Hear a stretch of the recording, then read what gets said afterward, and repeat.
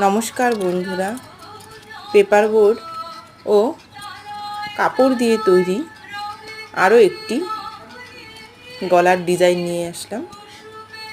তো এই গলারটিতে হাতে ডিজাইন হবে সুতো দিয়ে।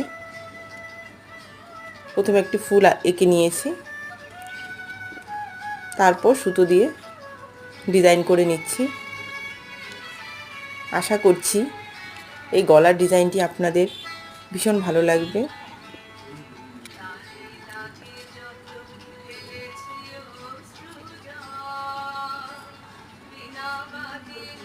যদি আমার ভিডিওটি আপনাদের ভালো লেগে থাকে তাহলে অবশ্যই লাইক, কমেন্ট এবং শেয়ার করবেন।